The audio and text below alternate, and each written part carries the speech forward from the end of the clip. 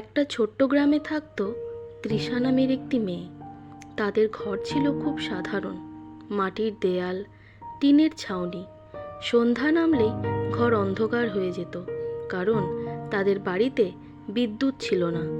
তৃষা প্রতিদিন কেরোসিনের প্রদীপ জ্বেলে পড়াশোনা করত। একদিন স্কুলে শিক্ষক বললেন, আগামী সপ্তাহে সবাইকে আমার স্বপ্ন এই বিষয়ে একটি রচনা লিখতে হবে।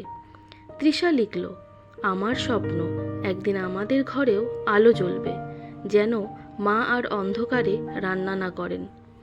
সেই দিনই তার রচনা স্কুলে সবার মধ্যে আলোচনার বিষয় হয়ে গেল। হেড স্যার বিষয়টি শুনে স্থানীয় প্রশাসনের সঙ্গে কথা বললেন। কিছুদিন পর গ্রামের সব ঘরে লাগানো হলো সৌর বিদ্যুৎ প্যানেল। সেই দিন সন্ধ্যায় প্রথমবার যখন তাদের ঘরে বিদ্যুতের বাল্ব জ্বলে উঠল, তৃষার মা অবাক হয়ে চুপচাপ দাঁড়িয়ে রইলেন। তৃষা হাসতে হাসতে বলল, দেখো মা, এবার আমরা অন্ধকারে নই, আমি এক মুঠো আলো পেয়েছি। মা তৃষাকে বুকে জড়িয়ে বললেন, না মা, তুমি শুধু আলো পাওনি, পুরো গ্রামকে আলো দিয়েছ। সেদিন থেকে তৃষা জানল, ছোট্ট একটা স্বপ্ন যদি মন থেকে দেখা হয়, সেটাই একদিন অনেকের জীবন বদলে দিতে পারে।